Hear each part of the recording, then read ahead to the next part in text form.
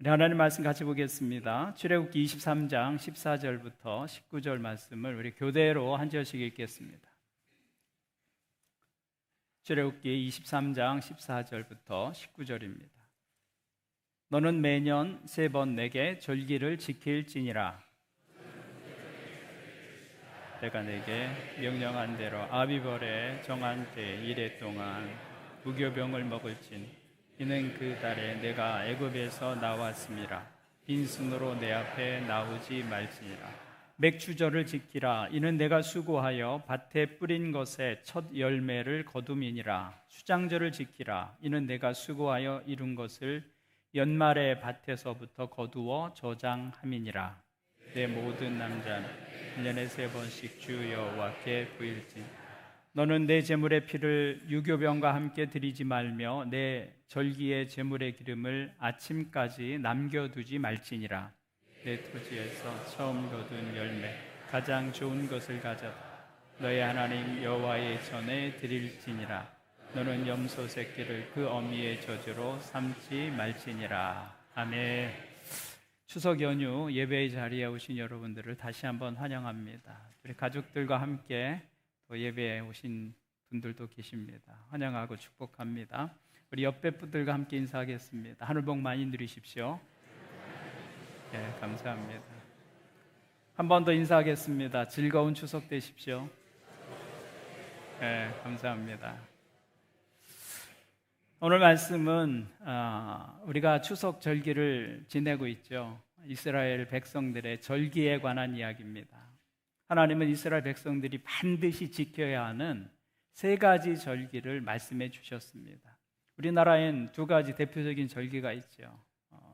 이번 주에 있는 추석과 또 겨울에 있는 설날, 우리가 크게 지키는 2가지 절기입니다. 근데 이스라엘은 중요한 절기가 3개 있었습니다. 7개의 절기를 지켰는데 그 중에 3개를 꼭 집어서 주님께서 다시 말씀하시고 계세요. 이스라엘의 모든 남자들은 이 3번의 절기에 반드시 하나님 앞으로 나와라, 그렇게 말씀하고 있는 것이죠. 그 절기가 무엇인지 14절부터 17절을 보시면 이렇게 기록하고 있습니다. 너는 매년 3번 내게 절기를 지킬지니라. 너는 무교병의 절기를 지키라. 내가 내게 명령한 대로 아비벌에 정한 때에 이래 동안 무교병을 먹을지니 이는 그 달에 내가 애굽에서 나왔음이라. 빈손으로 내 앞에 나오지 말지니라. 맥주절을 지키라. 이는 내가 수고하여 밭에 뿌린 것의 첫 열매를 거둠이니라. 수장절을 지키라. 이는 내가 수고하여 이룬 것을 연말에 밭에서부터 거두어 저장함이니라. 내 모든 남자는 매년 3번씩 주 여호와께 보일지니라. 이스라엘의 남자들은 이 3번의 절기를 하나님 앞으로 나와서 반드시 그 절기를 지켜야 했다는 것이죠. 예루살렘에 하나님의 성막이 있으면 그 성막으로 나아가서 하나님 앞에 제사하면서 이 절기를 지켜야 했습니다. 무교절과 맥주절과 장막, 수장절입니다. 첫 번째 절기인 무교절은 애굽에서 이스라엘 백성들이 긴급하게 탈출하느라고 발효시킨 빵을 먹을 수가 없었습니다. 누룩을 넣지 않은 단단한 빵을 먹을 수밖에 없었죠. 그 단단한 무교병을 먹었던 때를 기억하면서 지키는 절기입니다. 그 무교절은 우리나라의 절기로 보면 광복절에 해당하는 절기입니다. 2번째 절기인 맥주절은 봄의 미래 추수가 시작될 때 드리는 또 지키는 절기입니다. 무교절로부터 정확하게 7번, 7일이 7번 지난 후에 지키는 절기라고 해서 77절이라고 부르기도 합니다. 또 6월절로부터는 50일 후에 지키기 때문에 오순절이라고도 부릅니다. 그래서 맥주절은 77절 혹은 오순절, 다 같은 절기를 말하고 있는 것이죠. 3번째 절기인 수장절은 거둘 숫자에 저장할 장자를 써서 수장절입니다. 수확한 곡식을 창고에 저장하면서 하나님께서 베푸신 그 풍성함을 인해 감사하는 절기가 수장절이었습니다. 다른 이름으로는 장막절 혹은 초막절이라고도 부릅니다. 이 절기는 오늘날 우리 절기로 말한다면 추석에 해당하는 것이겠죠. 교회에서 말한다면 추수감사주일이 될 것입니다. 이스라엘의 모든 남자들은 이 세 번의 절기는 반드시 하나님 앞으로 나와야 했어요. 그때는 지역마다 예배당이 있는 것이 아니었으니까 성소로 나가는 것은 쉬운 일이 아니었습니다. 그럼에도 불구하고 1년에 이 세 번의 절기를 지키기 위해서는 반드시 일을 멈추고 하나님 앞에 나아가야 했다는 것이죠. 요즘도 절기에 고향 다녀오는 것이 그렇게 쉬운 일은 아닙니다. 교통의 시설이 발달되지 않았던 그때에 1년에 3번이나 생업을 멈추고 하나님 앞으로 가는 일은 여간 번거로운 일이 아니었습니다. 그런데 하나님께서는 반드시 그렇게 하라고 거듭해서 강조하며 말씀하십니다. 그러면 하나님은 왜 이스라엘 백성들에게 이 세 번의 절기는 반드시 하나님 앞에서 지키라고 말씀하셨을까요? 그것은 하나님께서 이스라엘 백성들과 맺으신 언약의 관계를 소중히 여기셨기 때문입니다. 여러분, 모든 관계는 시간을 먹고 자랍니다. 시간 위에 관계가 세워지는 것이죠. 관계는 시간의 헌신을 필요로 합니다. 함께 보내는 시간 없이 유지될 수 있는 관계는 없습니다. 그래서 이번 명절에도 이동 인구가 약 3,200만 명 된다고 그래요. 5,200만 명 중에 3,200만 명이 관계를 위해서 시간을 내서 이동합니다. 거리가 가까우면 좋겠지만 적어도 4-5시간 운전하고 가서 얼굴 보고 함께 식사하고 그 저녁에 돌아오든지 아니면 그 다음날 아침에 또 그 시간을 걸려서 돌아오게 되죠. 그 힘든 길을 굳이 가는 이유가 무엇입니까? 관계이기 때문입니다. 관계는 그런 시간의 희생 위에 세워지는 것이죠. 그 시간의 헌신이 없다면 그 관계는 무너질 수밖에 없을 것입니다. 그런데 하나님과의 관계도 마찬가지입니다. 이 영적인 관계도 시간의 헌신 위에 세워지는 것입니다. 그래서 하나님은 이스라엘 백성들에게 반드시 1년에 이 3차례는 내 앞으로 나오라, 그렇게 명령하신 것이죠. 그런 시간의 헌신이 없다면 하나님과의 관계도 금세 무너집니다. 우리가 있는 자리에서 하나님 예배할 수 있지, 나 있는 자리가 그 성전이야 라고 생각하며 그렇게 지낼 수 있는데, 하나님 그렇게 하지 말고 1년에 3번은 반드시 내 앞으로 나오라, 그렇게 말씀하고 있는 거예요. 시간의 헌신을 우리에게 요구하고 계시는 것이죠. 그 하나님과의 관계도 시간의 헌신 없다면 금세 무너지고 우리의 영혼은 무질서해지기 때문입니다. 연력학의 법칙 가운데 두 번째 법칙을 엔트로피 법칙이라고 부릅니다. 엔트로피는 무질서의 도를 말하는 것입니다. 연력학 제2법칙은 시간이 지날수록 모든 존재하는 것에 무질서의 도가 높아진다는 것입니다.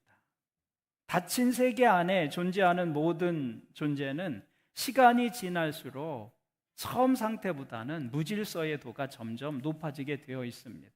외부에서 어떤 힘이 개입하지 않는 한 모든 물체는 시간이 지나면 점점 낡아지고 삭고 부서지게 되는 것이죠. 무질서의 도가 높아지는 것입니다. 예를 들면 태양을 생각해 보십시오. 태양이 불타고 있습니다. 왕성하게 불타고 있죠. 그래서 지구에 생명이 존재할 수 있습니다. 그 태양 언제까지 불탈까요?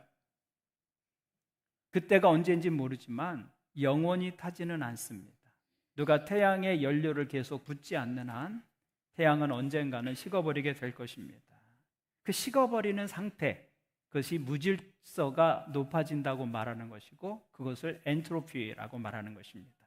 전체 물리학자들은 태양이 지금부터 50억 년 후에는 차가운 별이 될 것이라고 말합니다.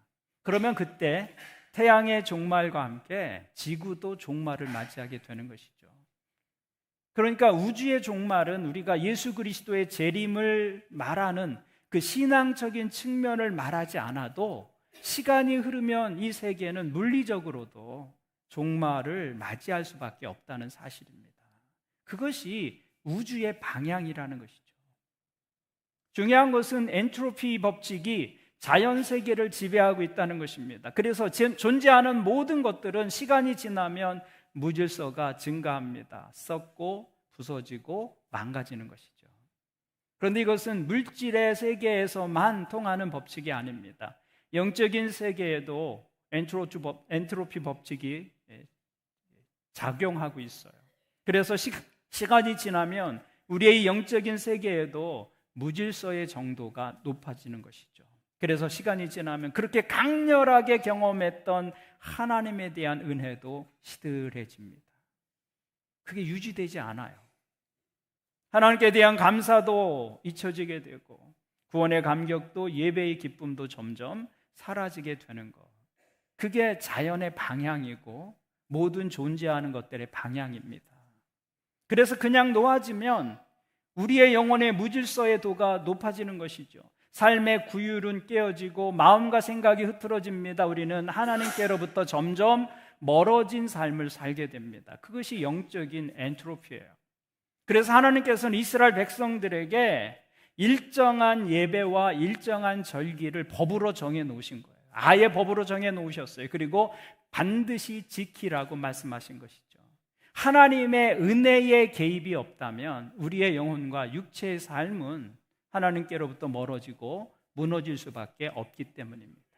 그래서 하나님은 절기 때마다 하나님을 경배하면서 자기의 영혼을 돌볼 수 있는 시간을 가지게 하신 거예요. 자신의 영혼이 무질서하게 진행되지 않도록 내버려 두는 것이 아니라 하나님을 향해서 다시 은혜의 문을 여는 것입니다. 그래서 하나님의 은혜가 다시 내 영혼에 담기도록 하는 것이죠. 그렇게 함으로 내 영혼의 무질서를 다시 질서가 잡히도록 하는 것, 그것이 절기의 의미였고 예배하는 이유였다는 것입니다. 사람들에게는 그런 적절한 틀이 필요합니다. 그 틀이 때때로 우리의 삶을 불편하게 하고 또 때로는 번거롭게 올가매는 그런 올무와 같아 보여도 바로 그것 때문에 우리의 신앙이 무질서해지지 않을 수 있는 것이죠. 그래서 하나님은 절기를 정해 놓으시고 정기적으로 우리의 영혼을 돌아보게 하신 것입니다. 하나님의 은혜가 내 삶에 계속해서 흘러 들어올 수 있도록, 하나님의 은혜의 손길이 내 삶에 개입할 수 있도록 그렇게 만들어 놓은 것이죠. 그냥 두면 무질서해지는 영혼을 다시 하나님의 은혜 속에서 바로잡는 것입니다. 그것이 절기의 의미고 예배하는 이유다라는 것입니다. 오늘 말씀을 보면 우리가 이 영적인 엔트로피 법칙에 빠지지 않기 위해서 절기를 지킬 때 우리에게 두 가지 기본적인 영적 활동을 성경이 요구하고 있는 것을 볼 수 있습니다. 첫 번째는 기억하는 것입니다. 기억하라. 절기는 기억하기 위한 거예요. 기념하기 위한 것이죠. 하나님께서 우리에게 행하신 일들과 하나님의 베푸신 은혜와 우리에게 주신 것들을 기억하고 기념하고 감사하는 것입니다. 그래서 하나님은 절기를 지키라고 하시면서 아무 때나 생각날 때 너희들 마음대로 지키라고 말씀하지 않으셨어요. 반드시 내가 정한 때에 내가 정한 방법으로 내 앞에 나오라고 말씀하십니다. 그래서 이때가 되면 절기를 준비하면서 이스라엘 백성들은 하나님을 생각하지 않을 수가 없었던 것이죠. 그러니까 절기는 일종의 기억을 위한 장치였다는 것입니다. 우리의 삶에도 잊어서는 안 되는 것들이 있죠. 잊어서는 안 되는 사건, 잊어서는 안 되는 사람들, 잊어서는 안 되는 시간들이 있습니다. 그것들을 기억하기 위해서 기념일을 정하고 그 날을 중심으로 그 사건, 그 사람, 그 일들을 우리가 기억해내는 것이죠. 개인적으로도 그러하고 국가적으로도 그러합니다. 근데 이스라엘 백성들에게도 잊어서는 안 되는 것들이 있었습니다. 그것은 그들이 섬기는 하나님과 하나님께서 베푸신 은혜였어요. 그런데 사람들이 바쁘게 살다 보면 기억해야 할 중요한 날들을 잊어버리기도 합니다. 놓치기도 하죠. 무심한 탓도 있지만 너무 바빠서 그런 경우도 있습니다. 아내랑 밥 먹는데 오늘 무슨 날인지 알아? 이러면 우린 갑자기 정신이 바짝 듭니다. 내가 뭘 중요한 걸 놓치고 있는 건 아닌가. 기념일이에요, 기념일. 놓쳐서는 안 되는 날들이에요. 놓쳐서는 안 되는 순간들. 그래서 하나님께서도 이스라엘 백성들에게 그 절기를 허락해 주신 거예요. 하나님 이스라엘 백성들이 하나님을 잊지 않도록 기억의 장치를 주신 것이죠. 적어도 1년에 3번 그 절기를 지키면서는 하나님을 다시 생각해낼 수 있도록, 하나님을 생각하지 않을 수 없도록 그런 장치를 주신 것입니다. 우리도 바쁘게 살면 부모님 잊을 때가 있잖아요. 일주일에 한 번 전화 드리지도 못하고 살 때도 있습니다. 근데 이제 추석이 다가오고 명절이 되면 모두가 고향을 생각하고 부모님을 찾아뵐 계획들을 세우게 되죠. 그때가 되면 생각하지 않을 수가 없는 것입니다. 그것이 절기의 의미입니다. 하나님께서 절기를 정해주신 것은 그때가 되면 하나님을 기억하고 하나님을 생각하라 요청하고 있는 것이죠. 그래서 신앙의 기본은 하나님께서 베푸신 은혜를 끊임없이 기억해 내는 것입니다. 근데 그것을 기억하는 것이 왜 중요할까요? 우리가 하나님을 기억할 때 하나님께서 행하신 일들이 과거의 일이 아니라 오늘 나를 위한 하나님의 사건으로 되살아나기 때문에 그렇습니다. 우리가 주님을 기념하고 기억해 낼 때 하나님은 죽은 자의 하나님이 아니라 산 자의 하나님이 되십니다. 우리가 주님을 기억할 때 하나님은 과거에 계신 하나님이 아니라 오늘 내 삶 속에서 일하시는 나를 위한 하나님이 되어주시는 것이죠. 그것을 믿음의 현재화라고 합니다. 우리는 과거에 일하셨던 그 하나님을 믿는 것이 아니라 그 하나님이 오늘도 내 삶의 자리에 함께해 주시고 과거에 일하셨던 것처럼 내 삶에서도 일하실 수 있는 하나님이다 라는 것을 믿는 것이죠. 그것이 믿음의 현재화예요. 그래서 이스라엘 백성들이 가나안 땅을 향해 갈 때 홍해를 가르시고 길을 내신 하나님, 요단강을 가르시고 그 요단강을 마른 땅처럼 건너게 인도하신 하나님이 과거에만 계신 하나님이 아니라 그 하나님을 기억하고 우리가 그 하나님을 붙잡을 때 내 삶 속에 내 삶의 문제 속에서도 길을 내시는 하나님으로 내 삶에서 일하시기 시작한다는 것입니다. 그것이 기억할 때 일어나는 일이에요. 광야에서 이스라엘 백성들을 인도하신 그 하나님이 과거의 하나님이 아니라 그 하나님을 기억하고 그 하나님을 붙잡을 때 오늘 내 삶을 인도하시는 나의 하나님이 되시는 것입니다. 그래서 하나님은 기억하라고 말씀하는 거예요. 그것이 믿음의 현재화입니다. 그래서 우리에게는 정기적이고 반복적인 신앙의 행위가 필요한 것입니다. 하나님을 기억하기 위한 것이죠. 오늘 우리가 이렇게 예배하는 것은 그와 같은 의미가 있는 것입니다. 예배의 자리에 서서 우리는 다시 하나님의 은혜를 생각합니다. 하나님이 베푸실 수 있는 하나님의 능력을 기억해내는 것이죠. 그래서 내 삶의 문제를 넘어서는 삶을 하나님 앞에서 시작할 수 있는 것입니다. 그렇게 함으로 무질서해지는 우리의 영적인 삶을 다시 회복하는 것이죠. 그것이 영적인 엔트로피 법칙을 넘어서는 믿음의 방법이다라는 것입니다. 저는 여러분들이 매주 하나님 앞에 나와서 예배하면서 그 하나님을 기억하고 기념함으로 부패되지 않는 신앙생활, 살아있고 생생한 신앙과 삶의 모습을 유지할 수 있기를 주님의 이름으로 축원을 드립니다. 두 번째 영적 엔트로피 법칙을 벗어나기 위해선 주님께서 우리의 삶에서 누룩을 제거하라 이렇게 말씀하세요. 누룩을 제거하라. 18절을 보십시오. 너는 내 제물의 피를 유교병과 함께 드리지 말며 내 절기 제물의 기름을 아침까지 남겨주지 말지니라. 주님은 내 제물의 피를 유교병과 함께 드리지 말라. 유교병은 발효시킨 빵을 말합니다. 누룩을 넣은 빵을 유교병이라고 합니다. 무교병은 발효시키지 않은 빵이 되겠죠.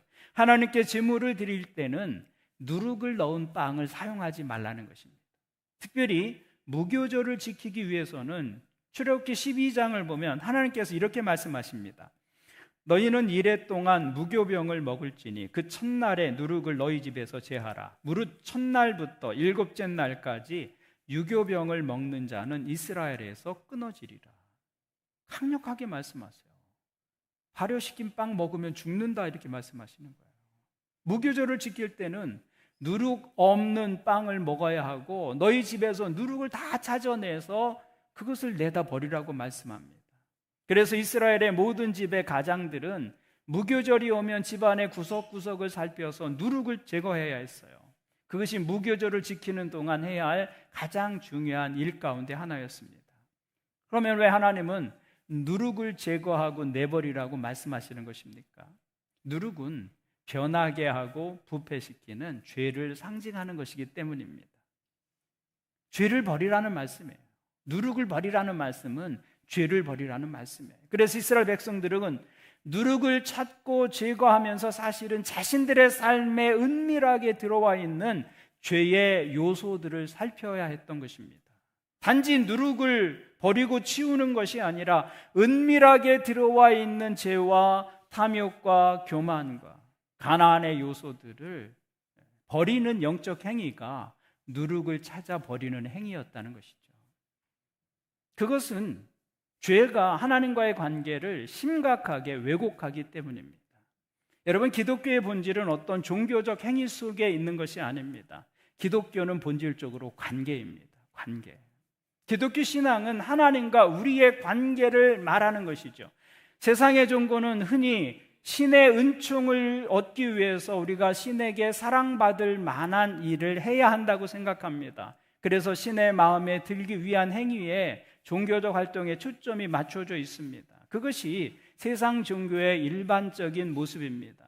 신이 좋아할 일을 하면 신은 호의를 베푸는 기계적인 관계입니다.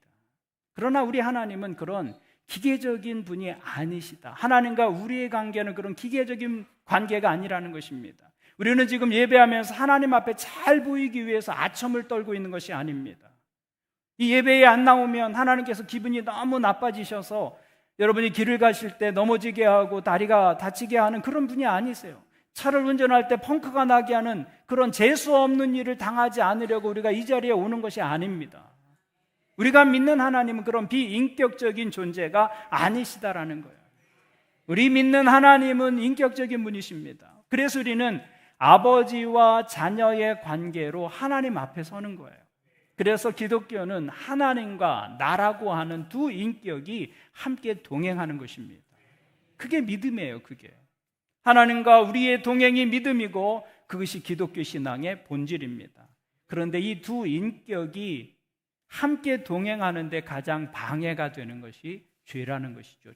죄가 개입되면 관계에 분리가 일어날 수밖에 없습니다. 그래서 하나님께서 누룩을 제거하라 말씀하시면서 누룩을 찾아내는 상징적인 행위를 통해서 우리 삶에서 죄를 버리는 것을 요구하고 계신 것이죠. 이사야 선지자는 이렇게 말씀합니다. 오직 너희 죄악이 너희와 너희 하나님 사이를 갈라놓았고 너희 죄가 그의 얼굴을 가리어서 너희에게서 듣지 않으시게 함이니라. 죄가 하나님과 우리 사이를 갈라놓는다고 성경은 말씀합니다. 그래서 하나님은 매 절기마다 누룩 없는 빵을 드리면서 우리의 삶에 누룩을 점검하라고 말씀하고 계신 것이죠. 그러므로 누룩을 제거하라는 말씀은 죄를 멀리하고 거룩을 추구하며 살라는 하나님의 요청입니다. 그래서 이스라엘 백성들은 이 절기에 누룩 없는 빵을 만들고 집안을 샅샅이 뒤져서 누룩을 찾아내고 버리는 일을 통해서 자신들의 삶에 들어와 있는 죄의 요소들, 세상의 요소들을 찾고 버리는 일을 해야 했던 것이죠. 그것이 절기를 지키는 정신이었습니다. 그러면 우리 시대에 이런 절기의 정신을 어떻게 적용할 수 있을까요? 우리는 신약 시대를 살고 있습니다. 우리는 더 이상 구약의 절기들을 지키지 않습니다. 그러면 지키지 않는 것으로 끝인가? 그렇지 않습니다. 우리가 문자적으로 그 절기를 지키지는 않지만 영적인 의미에서 그 교훈을 가져다가 그 절기의 정신을 삶에 적용시킬 필요가 있는 것이죠. 그래서 우리가 예배로 주님 앞에 나올 때마다 내 삶에 묵은 누룩을 찾아서 버리는 것입니다.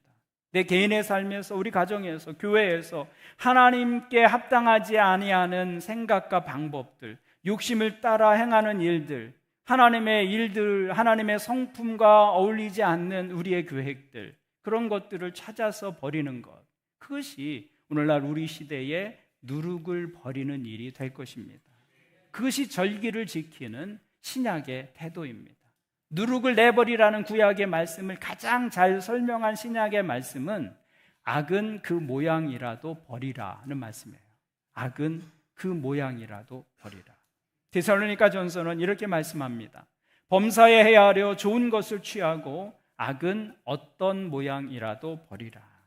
이것이 절기를 지키는 이스라엘 백성들의 모습이었고, 그리고 신약의 백성들이 그 절기의 정신을 삶에서 실천하는 방법이다라는 것입니다. 그래서 우리가 예배할 때마다 여러분 자신의 영혼을 살펴야 하는 것입니다. 내 안에 가만히 들어와 있는 누룩은 없는가? 내 영혼을 부패시키는 죄의 모습은 없는가? 예배의 자리에 나올 때마다 여러분이 자신의 영혼을 살펴야 하는 것이죠. 그것을 버리고 하나님 앞에 나아갈 때 예배는 살아있는 예배가 되는 것입니다. 결국 신앙에 있어서 중요한 두 가지 일은 하나님의 은혜를 기억해내는 것이고 동시에 죄를 멀리하는 것입니다. 그것이 신앙의 본질적인 모습이에요. 예배하면서 무질서해질 수 있는 우리의 영혼을 새롭게 하나님의 은혜로 세우는 것입니다. 저는 여러분들이 예배마다 이런 모습이 주님 앞에서 있기를 주의 이름으로 축원을 드립니다.